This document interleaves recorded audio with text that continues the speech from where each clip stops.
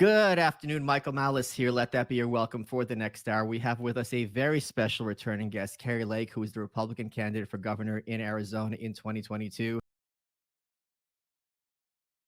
Kari, now you've been making news recently, and your team reached out to me to have you back on the show because here's the narrative, okay? And you're going to have a lot of time to kind of break down where this is wrong. During the Okay. campaign, I remember talking to you about this when you were on the show previously. Every single article about you had a negative view. There was not one that was viewed you in a positive Right. light. So you were very much the target of media attacks, rightly or wrongly. Obviously, you're going to say wrongly. The election happened. There were some irregularities. Your opponent, Katie Hobbs, who's a Democratic candidate who had refused to debate you during the campaign, she was declared the winner. That election was certified, and now she is currently serving as governor of Arizona. You are involved in some litigation to and that's where the kind of story ends. And the story is like you're just a sore loser. There were no irregularities, blah, so on and so forth. So can Yep. you have the mic? Can you please explain your Oh position and boy, why that's where do we incorrect? begin? Yeah, go ahead. Well, yes, they did write a lot of nasty things about me. I'm that much of a threat. I'm just a fed up mom who walked away from my career in TV, and the people of Arizona recruited me to run for governor. We led an amazing campaign. It really was a perfect campaign. 525 days across Arizona, pulling groups together of people who say, we don't like the direction things are going in our state. We don't like having a wide open border. We put forth policy that was common sense policy to solve these problems, to make sure that our streets were safer so our kids could play outside and we didn't have to worry. We have policy to make sure that our education was stronger so our kids were getting out of high school ready for the working world and not having to go into debt going to college. We had the greatest policy that our state had ever seen to deal with the problems that we're dealing with, and they don't want that, and so they stole the election from us. And I always talked about what happened in 2020 because I was covering it as a journalist, and I saw the irregularities and the problems in that election. They, of course, they title and name you and do name calling and call you an election denier. I prefer to be referred to as maybe an election integrity advocate, but they would never say that. And what they did on election day here in Arizona is frankly criminal. Leading up to the election, we know, and we have, and it's in our court case that is right now before the appellate courts here in Arizona. 300,000 ballots were pumped in with zero chain of custody. We have whistleblowers who attest to that, who signed a sworn affidavit or Like, declaration. let me slow you down because this using technical terms, so I want people to understand this. What does chain of custody mean in this context? Can you explain that to people? Well, for people who live in states where they have mail in ballots, and there are a lot of them out there, there's only a couple ways to ensure the security of that so that we know that the ballots that are being counted are real ballots connected to a real voter. And the two security features that they have are chain of custody. We should be able to track where every vote comes from and what and how many are being counted. Where did those come from? How many went out, how many were returned, on which days, that kind of thing. It's required by law. And the second feature is signature verification. So when you, Michael, if you had signed up for a mail-in ballot, you sign up for it, you put your signature there, and that ballot envelope becomes a legal affidavit saying, I am Michael Malice. I'm swearing under perjury that I filled this out and sent it in, and this is my signature that should match the files. Well, it turns out they aren't matching the files. We had three whistleblowers who were part of the signature verification portion of Maricopa County, and they said they were kicking out between 10 and 12,000 ballots a day that had seriously mismatched signatures, didn't even come close. They were scribbles or they were just left empty. If it's left empty, it shouldn't be Right. counted.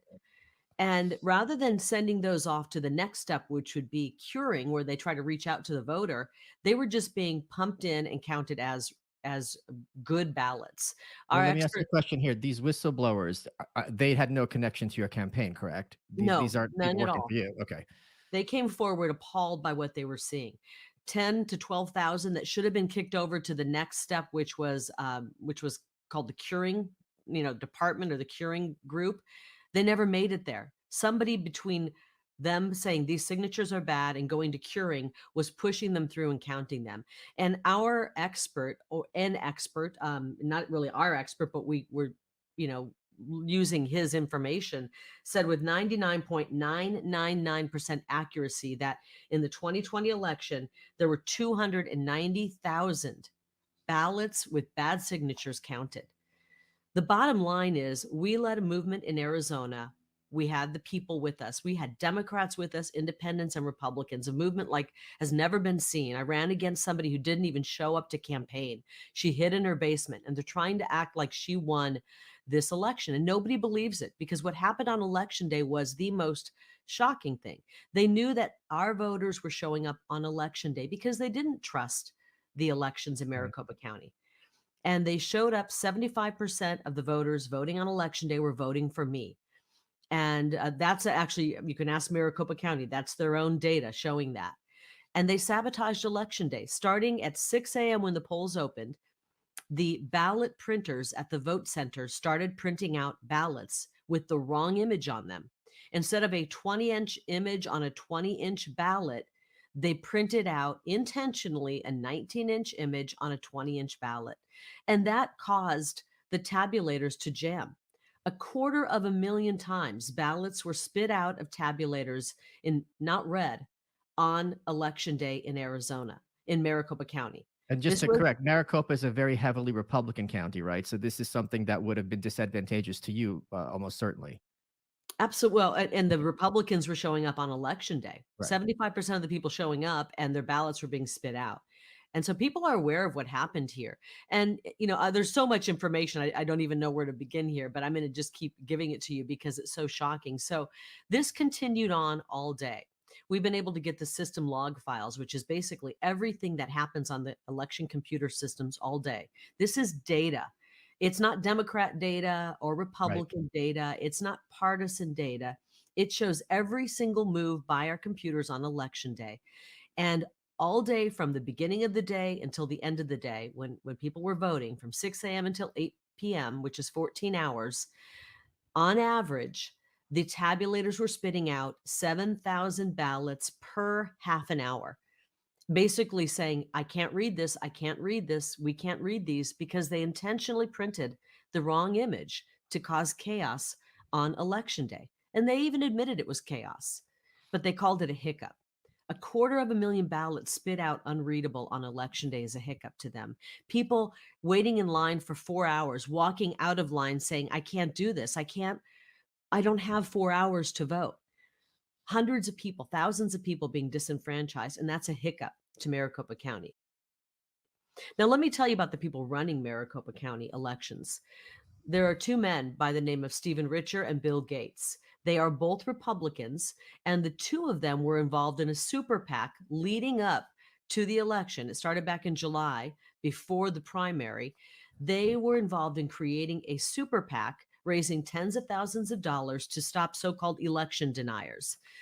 And we found out through research and investigation that all of that money, all of their expenditures went to stopping one so-called election denier, yours truly. So the men running the elections were running a PAC to stop me. And I know why they were doing it, even though they were Republicans.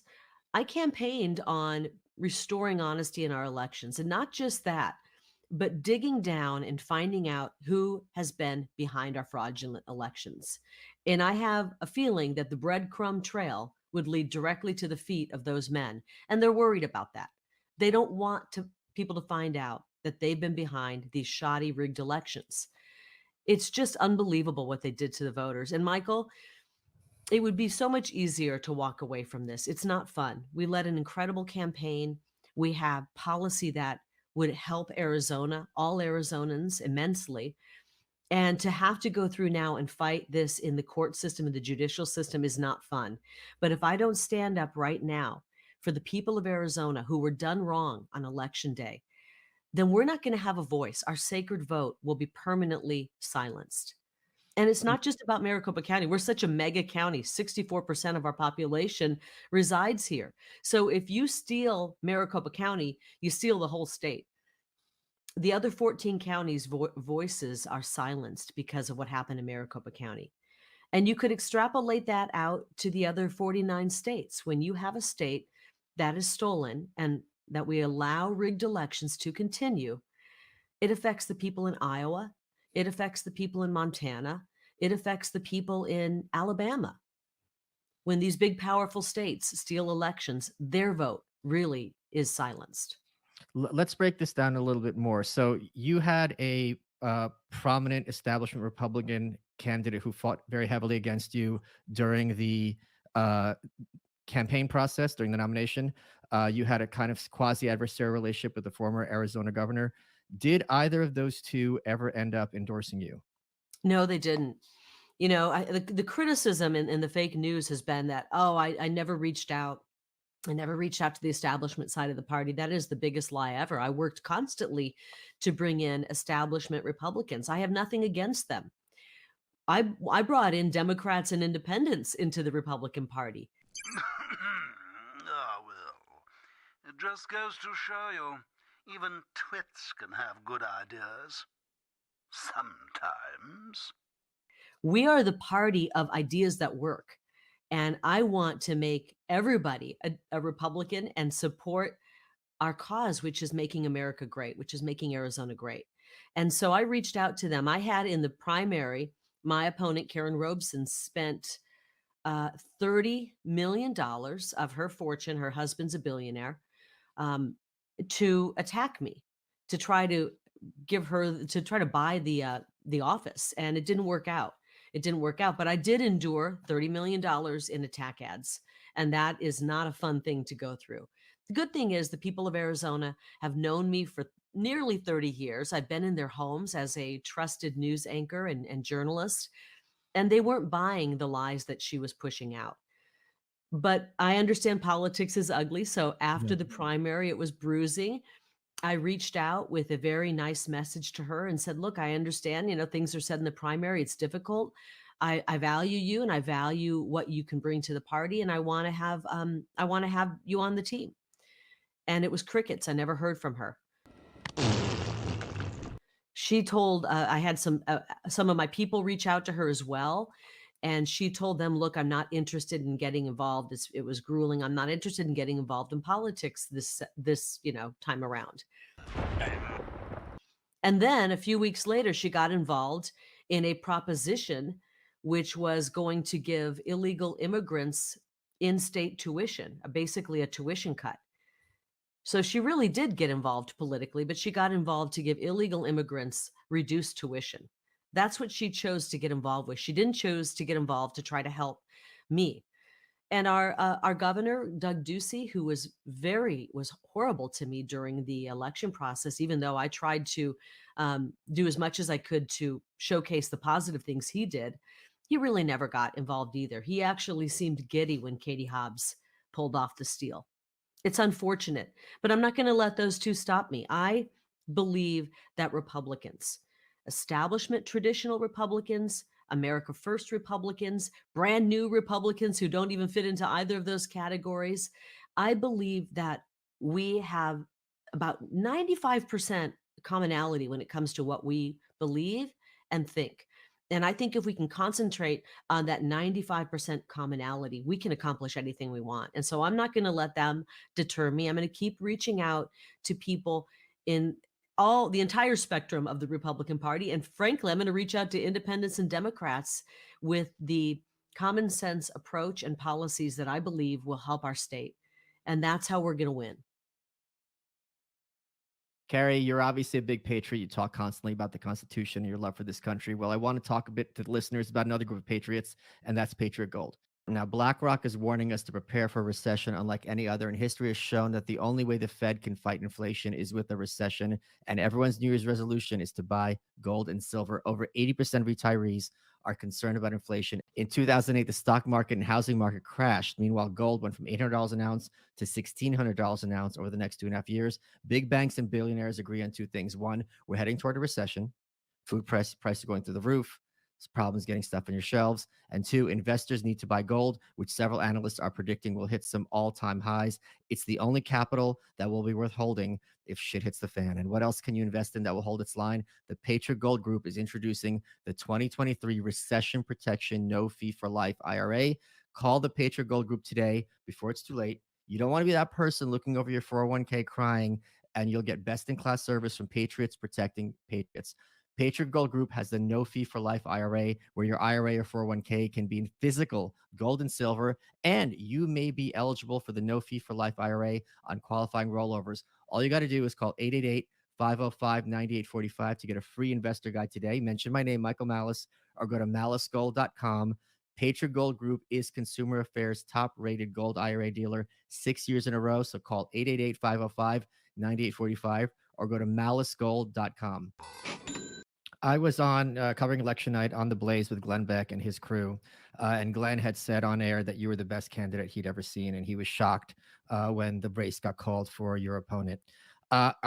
Very few of us are going to ever be in a position to be a gubernatorial nominee for a major party for a state. What I'd like to hear from you, just on a personal level, because you've made your biography such an issue in the campaign, can you walk us through what election day was like for you? Because campaigning is grueling. You got to, it's nonstop talking. You're barely getting any sleep. But election day, it's kind of done. So do you wake up at like 5 a.m? Do you just kind of have a coffee and like it's all over? Like, can you walk us through what because you were expecting a huge win, or at least were you hopeful for one? Like, what was your I was. Yeah, of course I was. Everyone knew we were going to win, and we did win. I'm going to just be really blunt. I'm not, this isn't rainbows and lollipops talk here. We won, and we're proving it right now. Our evidence is crystal clear. Unfortunately, the fake news just, they don't want to face the facts that our elections are rigged.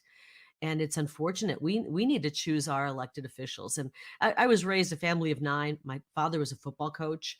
If I would have lost this, I would have been the most gracious loser that you could ever imagine.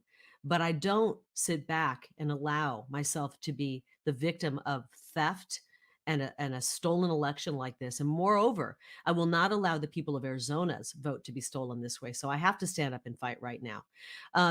Election day started, to be honest, with a phone call from President Trump. He woke me up. I was in a dead sleep. And he just said, "How's it going?" I said, "I'm feeling really good. I mean, the polling is great." I told him that the day before we did 3 rallies back to back all over the state. We did a grueling campaign schedule, really the whole 525 days. But the people that showed up at all 3 of those rallies in Prescott, Arizona, a full city block full of people. People are so excited to show up. And I said, it's going to be a great day and we're looking forward to it. And I hung up the phone with him and I looked down, I had probably 60 text messages, and it was people going, "Oh my gosh, are you seeing what's happening? Are you seeing this?" And I'd look and it was videos being sent to me with huge long lines that were spread. They looked like they were already an hour long right at the beginning of election day at these voting centers. And the vote center employees and workers were coming out saying, "Hey, we just want to warn everybody that the equipment is not working. The printers aren't working. It's going to be a long line.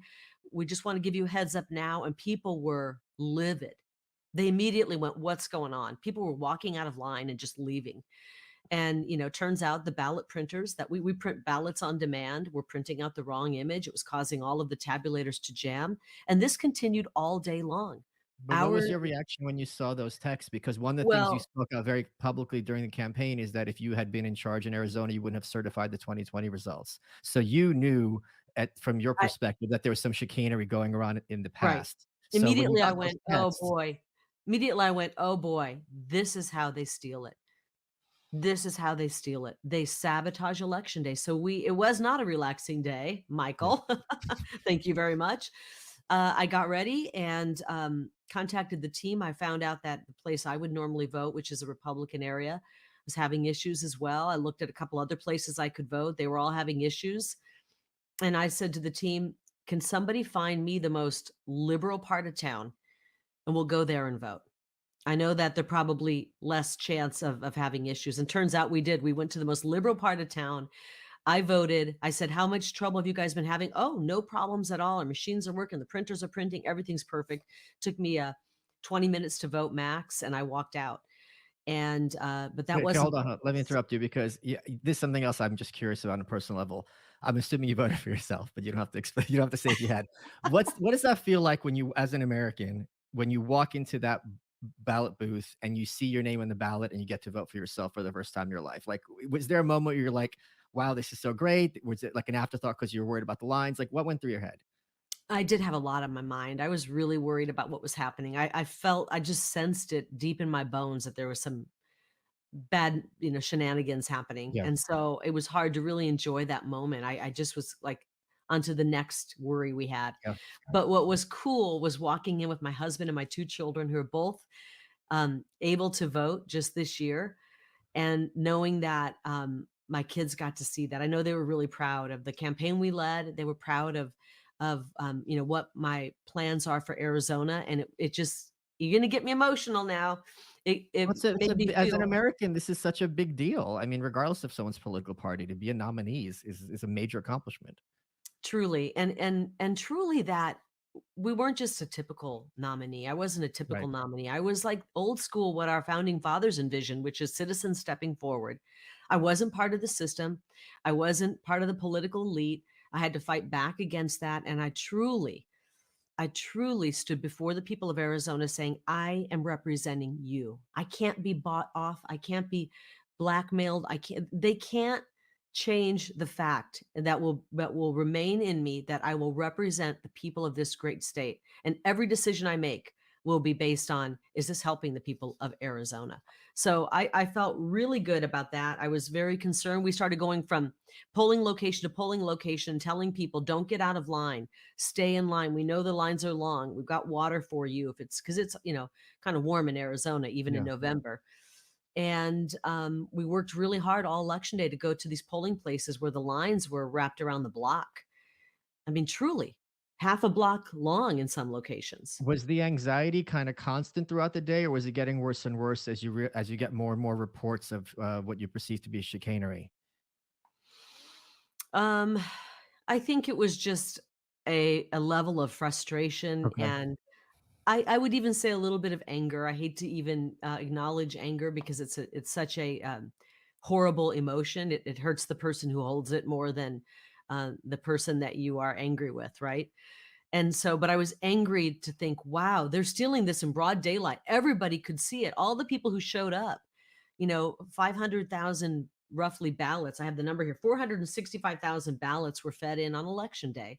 So that's a lot of voters, and 250,000 were spit back out. That's crazy.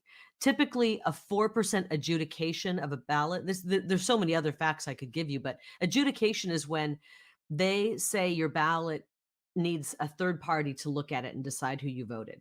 And typically, in a normal election, less than 4% would be acceptable of all the ballots.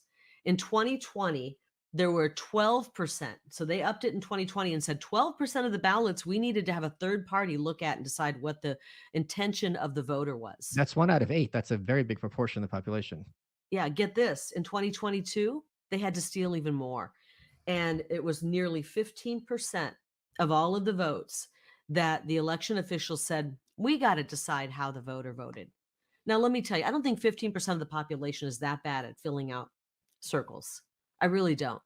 They had to cheat in every way they could to steal this election. That's how much support our campaign had by the people of Arizona. I can't go anywhere in this state where people don't come up to me and said, I voted for you, and every single person I know voted for you. This doesn't make sense. This doesn't make sense. And I thank you for fighting for I us. remember seeing footage of you. I think you went to Maricopa County, and you were. I don't want to say pitching a fit, but you were outside, and you were like, "This is unacceptable," and you were just very kind of upset and agitated about what the situation was going on Yeah. there. At what point did you just call it a night and actually go home? I mean, were you just out in the Well, it out was on the so voting? sad. It was so sad because all of our supporters had shown up to celebrate. They Yeah. didn't give us the celebration in August when we won the primary. They dragged out the counting. They tried to get creative with the counting, and they couldn't make their numbers match. They couldn't make the my opponent win, even though they wanted her. And so they really outdid themselves on November 8th. And we had thousands of people at the hotel, and we had hundreds of people from the press from all corners of the world. I've covered Arizona. I've covered everything when it comes to news for 30 years. I've never in my life seen that much press. It was 3 rows deep in this massive hotel ballroom, press from all over the world covering our election. That's how big, how much attention we got here in Arizona. That's how much the world, the country wanted our border to be secure. And that was what I ran on: secure borders, safe streets, help. And the mama bears and papa bears were with me. So early on, when they had the first drop of ballots or results that dropped, we knew, I think they said she was up 16%. We went, wow, they really had to pour in a lot of phony ballots to make that happen. And turns out now we know 300,000 with no chain of custody were tossed in and counted. And we knew that they were going to try to cheat really hard on the front end. And then when they tried to cheat, what they did on election day, sabotaging election day, I felt very worried that they were going to be able to pull off their cheat, but they counted for what, 11, 12 days.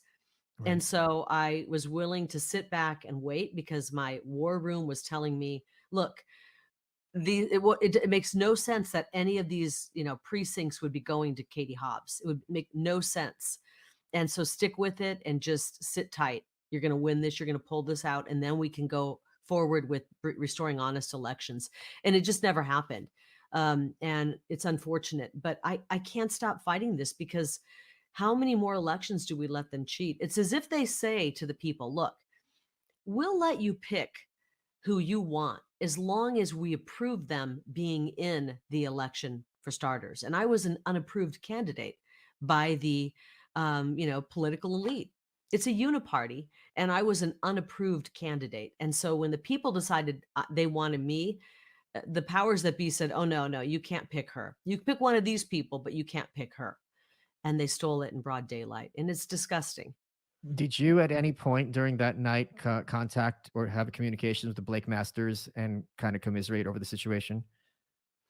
Not that night. I pretty much was in, we had a hotel suite where we had kind of, some people in there and some family members. And I just kind of was watching what was happening, and realizing, okay, here's what's happening. We've got shoddy elections run in numerous states, and they really want an end to the America First candidate. I believe this is an effort to bring an end to the America. They wanted the narrative that anybody who associates with Trump is done. And that's not true. That's absolutely not true.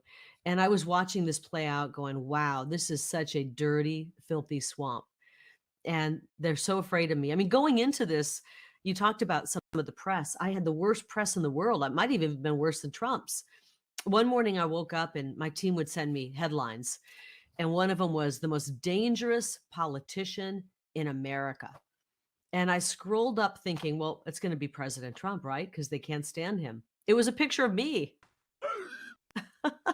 And I'm thinking, I'm just a fed up mom who decided to jump into politics. And I'm dangerous. Maybe I am dangerous to the system that they have in place. Because I believe in America where we, the people, are in charge of our government. We, the people, are the boss. And our elected officials listen to the people and follow the Constitution. When I was in high school and college, one of my heroes was Howard Stern. And it's kind of saddened me to watch how he's degenerated into this kind of angry, bitter old man who's just this mouthpiece for the regime. I saw during the campaign on Twitter, he had made some very derogatory comments about you, saying you're crazy. I can't believe anyone's voting for this person. How, there's a lot of young people who were involved in your campaign who looked up to you. What advice would you give to them about how to handle such scathing criticism from the press if they want to get involved in politics or public life? Because I Mm. can't be easy completely.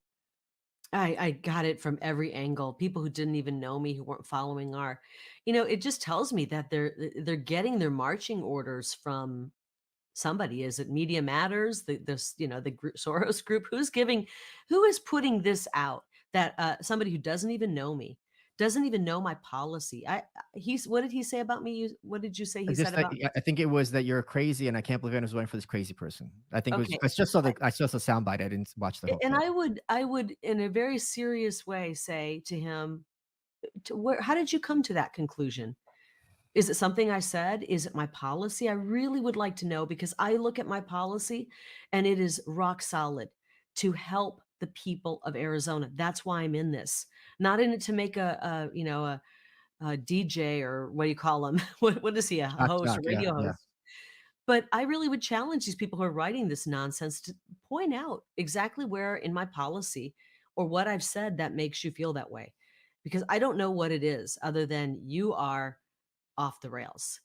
And I would say to the young people, I think they got really good at this in my campaign, and we had so many amazing young people who recognized that if they don't jump into politics and chart their own course for their own future, somebody else is going to do it, and it's going to be somebody else who locked us down, forced masks on their face, forced them to stay in their dorm room and not enjoy their college and young years, forced them to not get sports scholarships because they couldn't compete in sports because of COVID and they had to wear masks. They recognize if they don't step in and get involved in politics, it's going to be some really tyrannical people deciding what their future looks like.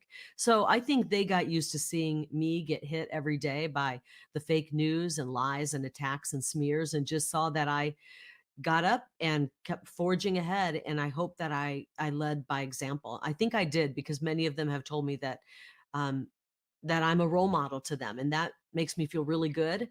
And I actually got a lot from the young people on our campaign, because I know they were getting attacked as well.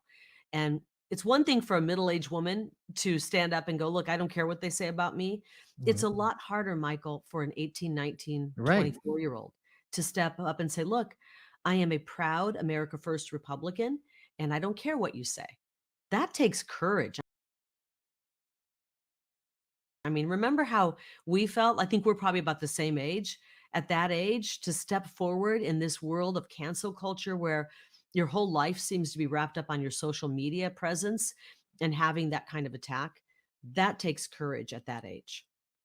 Folks, some of you might have some very bad habits that people like Dave Smith enjoy doing that I'm not allowed to talk about on this podcast, but you know what I mean. And Fume is a great way to stop those habits. It's made of 100% Canadian maple, and they use cores infused with plant oils to curb cravings. You got peppermint, you got conker, which has minty notes to simulate menthol, in you know what I mean, and other kind of things. They launched in Calgary, Canada, and have helped over 50,000 customers stop that life destroying habit. And they're on a mission to help 1 million people by 2025. If you are one of these people who are using something that they shouldn't on a regular basis, head to breathefume.com/malice10 and use promo code malice10. You get 10% off your order. You're going to save money. It'll be better for your health. And you're not going to have yellow teeth, and not everything's going to be smelling. Quit naturally with Fume and use Malice10 to get 10% off at breathefume.com/malice10. Folks, Michael Malice here, podcaster, author, and yes, underwear model. Sheath is something that I wear every day. And the great thing about Sheath underwear is that they have dual pouch technology for both parts of your anatomy. They also have a girls line.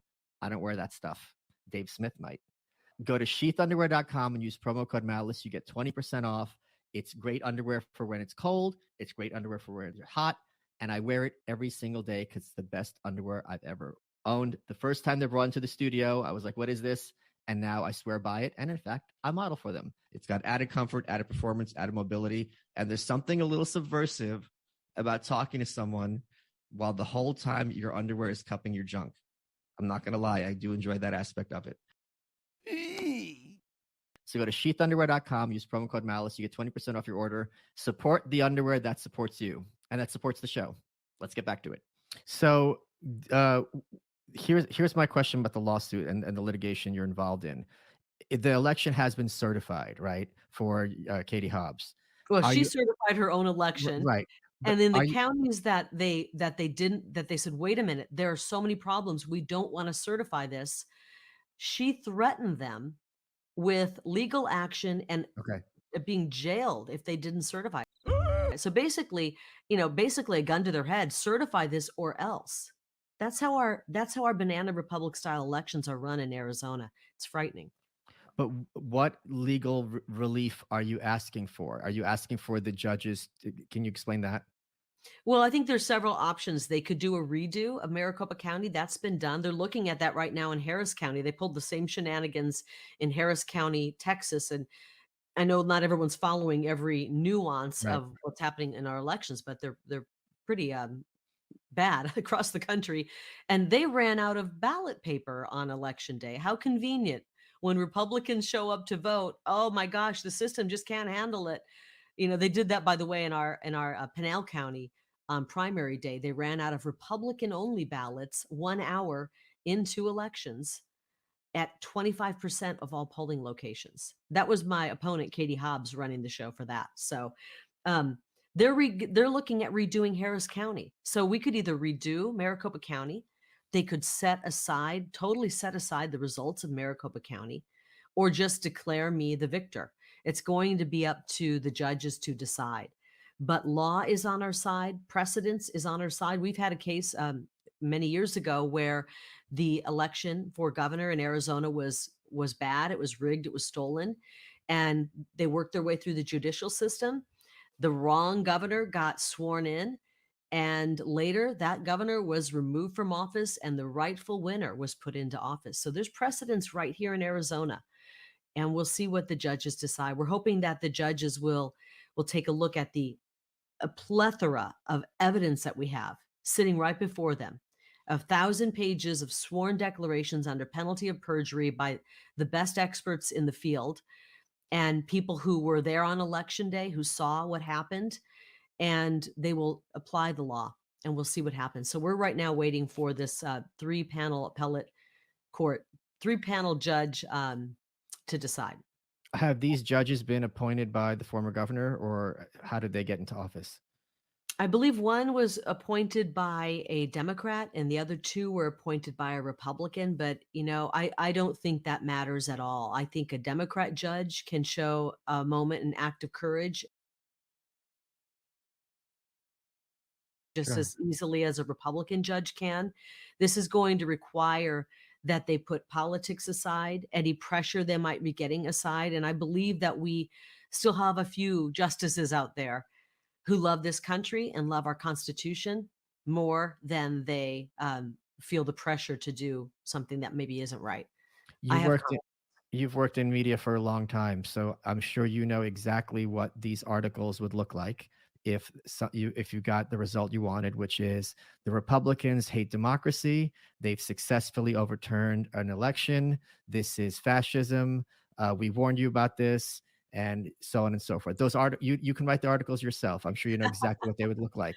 So, are you concerned that that is pressure that's being put on these judges to kind of let the system play itself out and not get involved? Well, I mean, they could just do a redo, and then I'm happy with the Okay. redo, and not letting the same corrupted officials run it. We need an independent outside group to come in and run our elections. We can't let these same corrupt people who are rigging elections run another election. So it would have to be an outside. I would love to have it redone. I believe in people's sacred vote. And I have no doubt that if a fair election is run, we win not by a little, but by the biggest landslide in Arizona election history, if it's done fairly. You were commenting that some of these things are being done intentionally. I'm thinking of the 2020 Democratic Iowa caucuses, where I don't know if you remember, but that whole Oh night they yeah. couldn't figure out what the heck was going on. I think it was like days before they figured out, that Biden came in sixth, whatever it was. So, are you how confident are you that this is a result of malfeasance as opposed to just people being screw ups? I think that was malfeasance as well. I Okay, mean, Biden was basement Biden. Nobody is excited about the guy. And they had some candidates who people were truly excited about. I'm from Iowa. I understand Iowans, okay? And how convenient they didn't want to give the gloria of victory to anybody that night to change the narrative, which is we got to get Biden in the White House, got it. come hell or high water. If that means lying about the laptop to the American people, if that means slowing results. I understand how results work. You can slow roll results, or you can speed them up, and you can get the media to say just about anything. The media, the media, pretty much whatever they're saying, I kind of go with the opposite. We have to start really looking at what the media is saying. I mean, look what they lied about when it came to COVID. Look what they've lied about when it comes to Hunter Biden's laptop, when it comes to Russian collusion. We have been lied to over and over and over and over again. Why are people still reading a headline, watching a newscast, and believing what's being said? We have to start looking at things with a very, um, you know, with skepticism, a huge amount of skepticism about what these media outlets are saying. It's 5 or 6 corporations who run our elections. And corporations, these are corporations and entities that are pushing a globalist agenda. A globalist agenda is what's pushing communism on the people. You've worked, as you said, for decades as a journalist, and your Rolodex, I'm sure, with your colleagues in Arizona, it's not that big of a pool. How many people work in journalism in Arizona? What was your relationship like now with your former colleagues? Are they at all sympathetic to your claims, or are they just trying to hope that this all goes away? I am in touch with a few people from my, I guess I almost say past life, past career. And there are just a few conservatives in the media, and the people I'm in touch with have been very um, supportive. But I'm so busy. I just don't spend a lot of time connecting with that. It was almost like I didn't just start a new chapter of my life when I ran for governor. It's almost as if a book was completed and I'm on a whole new book. And so I was disappointed. I was always treated everybody with kindness. I work hard. I've been a hard worker my whole life. I was a true leader in the newsroom, and I tried to help, young people coming up and just treating people with the golden rule. And so to see people that I know, or I knew and I considered friends, say bad, horrible things about me, or read horrible stories about me that they know aren't true, that was painful. But we're living in difficult times. This is a difficult time in human history. This is a challenging time in American history. And I believe that everything in my life leading up to this prepared me for this moment. I'm tough as nails, and I am willing to stand in this fight and continue fighting for America because I love this country. We're kind of at the last stand here. We're in the last hours. And are we going to let a hurtful headline stop us? Are we going to let them stealing an election stop us from going back out and voting again? That's what they want. They want we, the people who have risen up and said, we're going to go in and take our government back, and we're going to show up and vote in droves. They steal the election, and they want us to run off and throw our hands up and say, we give up. We're never going to vote again. We're done. That's exactly what they want. We cannot give them that. We need to double down, show up to our political meetings. Don't let them push us out. That's what they want. We, the people, pushed out. They want the political elite running the show. And so the corporate media doesn't scare me. I know it's only going to get worse because there's a lot of talk about me running for Senate. And that means it's going to open up a lot more people who hate the fact that a candidate who is for the people would dare enter that race. So let's talk about that Senate race. So Kristen Sinema, after election night, left the Democratic Party and is now caucusing she caucuses with the Democrats, but she's registered as independent, which is therefore bypassing a primary for her. I think Ruben Gallegos is his name, is Democratic congressman who threw his hat in the race to be the Democratic nominee. He's socialist. Yeah, she thought she was going to be like an Angus King of Maine, where he's effectively a Democrat, even though he's not a Democratic Party member. If there was a three-way race, it would look very good for the Republican. So how tempting is that for you to, at the same time, you're going to have to get in that plane and go live in DC. So that can't be too much fun. So can't stand that place. Yeah. Can you walk us through your from there? I just came from DC, the swamp, and it's even swampier than ever right now. Yeah. What's your thought process on that? Well, my number one priority is my court case. As I said, we have all of the evidence on our side, on the side of the people of Arizona, and we have the law on our side. And I'm hopeful and confident in our court case that they're willing to steal an election in broad daylight from the good people of Arizona because they want me out, makes me want to double down and stay in. And I'm not going away. Let me repeat that. I am not going away. I've seen some internal polling that shows I am the only Republican who can win the primary for Senate and go on and beat both Ruben Gallego and Kirsten Sinema. Now, I know there are some Republicans out there who would probably, I think it was Senator Thune. I've never met him. He's trying to get Kirsten Sinema to caucus as a Republican because he doesn't want a candidate like me in the Senate. And I asked him to really do some soul searching. Senator Thune, are you really interested in having somebody who voted 93% of the time for Joe Biden's destructive agenda in the Senate? You've got to do some soul searching, sir. We got to have people who care about this country, who care about the Constitution, and who care about our values in the Senate. And so I am seriously considering it. And if I go that direction, it would be obviously contingent on if my case were to win, I would then move over and become governor. So that's my number one priority. The judicial process is always glacial. What kind of deadlines are you looking toward in terms of getting answers from this tribunal? Well, that's interesting how you worded that. We are in this is a unique case. It is an election case, and they move faster. That's why when we first presented our 10 counts to the judge in the Superior Court, the judge only allowed us to present 2 counts, the 2 hardest to prove, and we did a great job proving them with tons of evidence. So when you read an article that says there was no evidence, these people are morons, truly morons. They can't understand how a court case works. They're not intelligent enough to follow along. So we presented a great case. The judge. I'm sorry, I have to push back. I mean, that implies that these corporate journalists don't know what they're doing, and I think when you call them dumb, you kind of absolve them of their malfeasance. Okay, and you're right. depravity. You're right. They know what they're doing. Yeah. I never thought of that. You're right. They know what they're doing. They're either being lazy or they're intentionally lying about it, or a combination of both, because it would require you to sit and look at that court case, which was impeccable. My attorneys did an impeccable job. We had 1,000 pages of sworn declarations, and then they say there was no evidence. It's like, did you happen to look at the exhibits that were entered into the court case? Either that was laziness or just they want to lie and put a narrative out. Right. And so this case is moving quickly because it is an election contest, is what they call it. It's not your typical court case. And so it's going to move through quickly. We believe, my attorney thinks maybe in the next week we could have some sort of an answer. I'm prayerful that happens. But either way, it's going to the Arizona Supreme Court.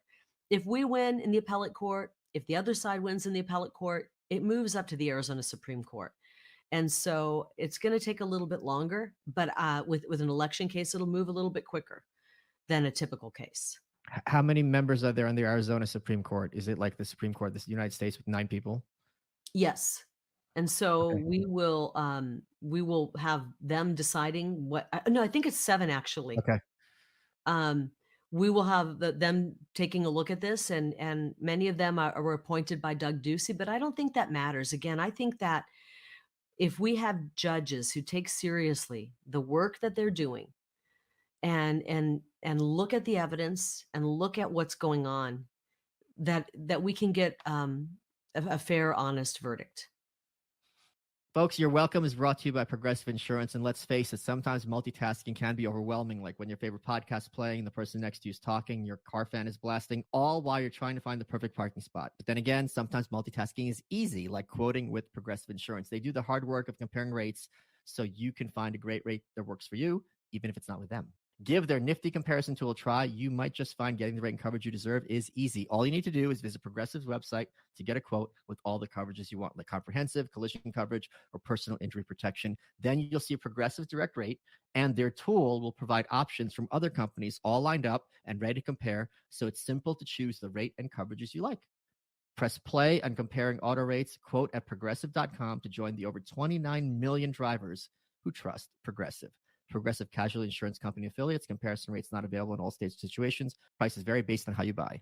This is Walk-Ins Welcome with Bridget Fetisi. I love hearing people's stories of resilience and grit. This is why I created this podcast. We are very excited to welcome Jim Gaffigan, Yasmin Mohammed, Glenn Beck, Tim Dillon, Abigail Schreier, Jeff Garland, Ayan Hirsi Ali, Sam Harris, Heather Hying, Jonah Goldberg, Ben Shapiro, Glenn Greenwald, Sarah Shahi, Colin Quinn. If there's a culture of victimhood, then let's tell stories of grit and survival. Subscribe and listen now on Apple Podcasts, Spotify, or wherever you get your podcasts. Let's get back to the show. Okay, let me ask another kind of personal question. How do you go from campaigning when 24/7 your schedule's full, where you're talking nonstop, you're on the road, you're exhausted, election day comes, and now I just recently read a book about Margaret Thatcher. You know, she gets kicked out of the number 10 Downing Street in 1990, and then she had nothing to do. So, and it was such a jarring kind of moment for her to be like, you know, my entire schedule is occupied, and now I'm just kind of looking at the wall. Like, how do you make that transition, especially someone who's like such a kind of workaholic as you? It was tough. I mean, I understand that any normal campaign, when it ends, even if you end with a victory, there's a level of like a letdown almost of that energy that you had Yeah. every single day. And then it's even worse if you lose, I'm told, but it's even worse if it's stolen from you. And the hardest part for me looking back is all of our amazing staff who work so hard, our volunteers. I feel like I never got that kind of chance to give them all a hug and say, thank you. Oh my gosh, we did something amazing. We have something amazing. That movement, it didn't die because they stole the election. I don't know if you saw, but last Sunday, we did a rally to inform everybody on where our campaign is, where our case is. And we drew such a massive crowd. It was 4 times capacity of the hotel that we held it at, or of the resort that we held it at, that we had an overflow audience almost as big as what was on the inside. And the fire marshal came and threatened to shut us down. They were literally pulling hundreds of people out so that they wouldn't shut our rally down, where I could lay out the case, because the fake news isn't covering it. I wanted the people to know where the case is. So our movement is still very, very powerful. The hardest part for me was that I wasn't able to kind of comfort people. I think people needed comforting because it was so jarring, almost like we had PTSD of what happened. Mhm. I had to immediately pivot and go into like a street fight Yeah. when it came to fighting this election and what they did. And I had to immediately lawyer up, start pulling evidence, finding a team to fight this for the people of Arizona. And so I went into a different kind of busy mode, while everybody who supported us and everybody who got their vote, you know, trampled on was just kind of in shock. I went into a different kind of high energy, which, believe me, I don't want. Talking to attorneys all day long Yeah. is probably the worst thing in the world. But so I was busy in a different way, and it wasn't fun, and it hasn't been fun. But you know, as I said, there's a reason for all of this. I do believe that God has opened up more eyes to our elections. And I knew, Michael, going into this, I had this feeling about a week before the election. I just thought, it doesn't feel like, it felt like something ominous was upon us. And I just prayed to God. I'm a woman of faith. And I said, you know, however this has to go. I didn't get into this for myself. I got into it for Arizona. And because I listened to God, I got into this. And God, however you need this to go, it's going to go. And I'm up for whatever happens.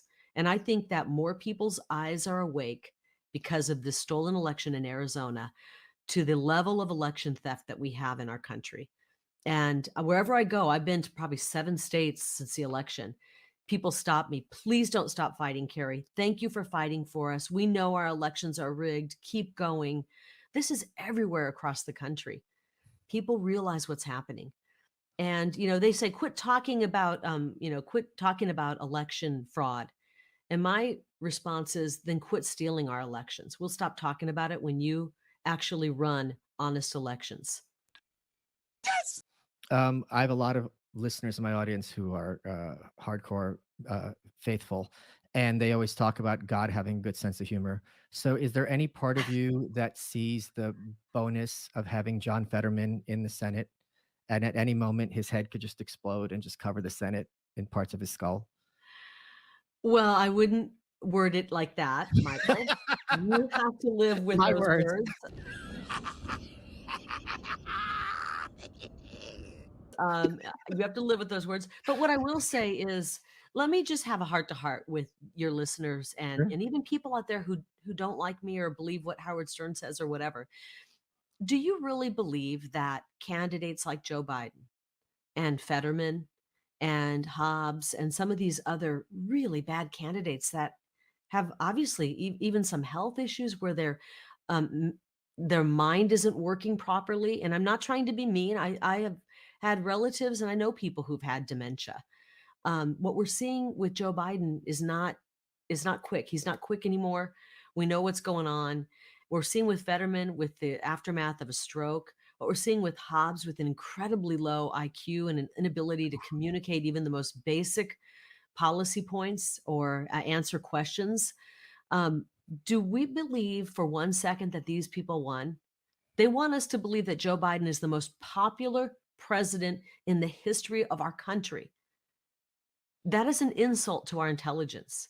And that's what they do when they steal elections. They have to set up this narrative, and they're having a hard time finding people to even step into these positions to be the Democrat puppet.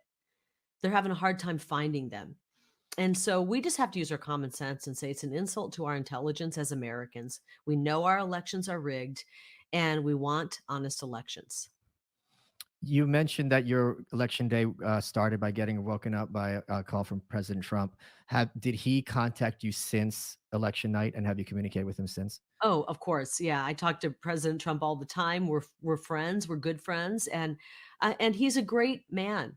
When people say, "Oh, we're ready for a change because it's just been too much drama," well, let me remind you, the drama is being caused by the fake news media.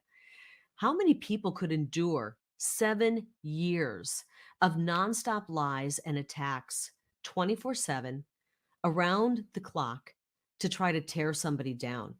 And we're finding out more and more every day how they were all lies. Not only that, social media, rigging stories on him, weighing people who are attacking him, giving their tweets and their posts weight, while anybody who was putting the truth out were being shadow banned. We're finding out a whole lot of truth about the narrative that was being pushed against that president. While he showed up, giving up a lot of his own personal life and his fortune to work for the people of this great country. And he did so with constant attacks and lies and the swamp working against him. So I am friends with him. I think he's great. I think he will go back into office. He rightfully should be in the White House and turn things around quickly. We need somebody who understands the swamp, is not friends with it. And we need somebody who understands the world stage and can go in right away and get us on proper, solid, strong footing once again. We are a nation in decline right now, and we are on the verge of a third world war. And we got to have someone who can go in on day one, second one, and get this ship turned around. So I I talked wonder. to him. I don't know if I answered your question. I do Yeah, talk to yeah, him. I talk to him regularly, and he's very supportive. I mean, I understand what it was like for him in 2020. There's very few people who had things stolen right out from under them, and so I think we can relate to the situation with each other more than other people, perhaps. I'm curious if there was any silver lining for you on election night when Governor DeSantis won that huge landslide 20-point victory over former Republican governor, then Democratic nominee Charlie Crist, who might be the saddest man in all of Florida in every sense of the word. What do you think DeSantis did right? Well, we're so lucky in the Republican Party. We've got great candidates. Again, we threw out Hobbs, Fetterman, and Biden. That's the caliber of candidate that the Democrats are rolling out. In the Republican Party, we have Trump, we have Noam, we have Youngkin, we have DeSantis, we have great candidates such as myself and my policy. And so we just have a lot to celebrate. If we could just get our act together and pull things together and stop fighting each other, I think that would be great. I think Governor DeSantis did some great things. He's not perfect. Not everything was done well. I think that Noam handled COVID better than any other governor. We had governors no, not Noam, pardon me, Newsom. Yeah. Governor Newsom actually was the worst case, and what you saw in Florida or in New York as well, where they shut things down, mask people up forever. Newsom shut the beaches down. They wouldn't let you go skating at the skate parks. They poured sand in the skate parks, wouldn't let people walk on a beach, swim in the ocean. This is crazy stuff that Newsom did. And we got to make sure we're not putting people um, in office who have that kind of mentality. And I fear that Newsom's actually going to run on the Democrat ticket. Those are dangerous policies. Yet he was out running around, going to restaurants while locking people down, Right. shutting people's restaurants down. Anybody who was pushing that kind of policy, it gives me pause. Yeah, it must have been disheartening for you to see Governor Evers, Gretchen Whitmer, and Kathy Hochul in New York all return to the governor's office after some really kind of, in my opinion, evil policies that they pushed forth, specifically regarding the Truly nursing evil. homes. Well, when it comes to our elderly loved ones, what they did to them, when it comes to our children, that they masked our children, forced parents to put masks on children's face. I mean, that's like child abuse, what they were forcing. It's disgusting. And I believe our elections are not on the up and up. And if we had honest elections and not voting for a month, in Arizona, we vote for a month. And some of these other states you mentioned, they vote for a lot of weeks and then they count for a couple weeks. We got to get it back down to election day and honest elections. And when we get honest elections in this country, you're going to find out that the Whitmers, the Newsoms, that the Fettermans, the Bidens don't win. You're going to find out that Americans have a whole lot more common sense and don't vote for these people, that Americans aren't voting for these people. But we have to get our elections back to election day and back to honesty and transparency. I have to ask you a humorous question, and you're perfectly fine to just move on to the next one, okay? Okay. Given Arizona's history with Jeanette Napolitano and now Katie Hobbs, do you think your campaign would have done better if you were less photogenic? I don't get that. Well, they're not exactly easy on the eyes. Oh, you know what? I really, really don't care what someone looks like. I care that they have the qualities that prepare them for the job, that they have the qualifications, that they have the policies. So, I don't even notice that kind of stuff. I really don't. What I notice is if you are ugly on the inside. Oh, And to be honest, that's certainly me. if you're ugly on the inside and that means you're forcing children to wear masks. Oh, yeah, okay. You're forcing people to get shots, questionable shots against their will in order to put food on their family's table. That's the kind of ugliness I have a problem with. So I don't look at that. I don't care what somebody looks like on the outside. I care what they look like on the inside. One of the things everyone at the Blaze seemed to believe is that Joe Biden's administration is kind of putting the nail in the coffin of America, that we're basically very quickly running out of time. My view is there's a lot of ruin in a nation. This is America, and it's going to take much more than 2 years of a Biden administration to kind of destroy this country. Which of those views is closer to your own?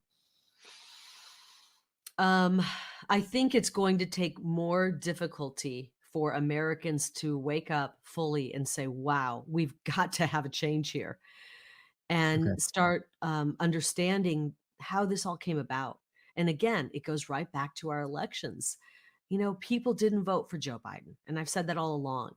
And when you put somebody in office and you just go, it's too messy to dig through and fix and restore honesty and faith in our elections. It's too hard. What you get is a really hard life when you have the wrong people put into office.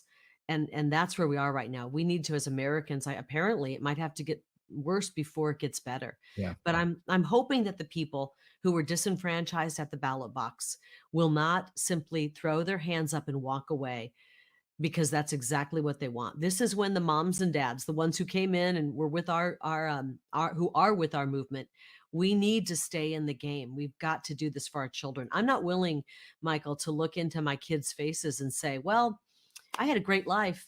Enjoy communism. Enjoy this, globalist agenda where you will own nothing and be happy.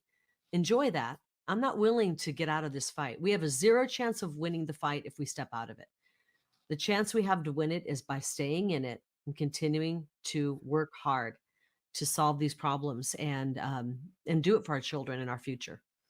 Kari, we're running out of time. What has been your favorite part of this interview? Dodging some of those questions you just asked, trying to get me in trouble. You are I feel welcome. like a Muhammad Ali. I'm like doing this with Michael Malice. All month long on Pluto TV, stream the biggest Tyler Perry movies free.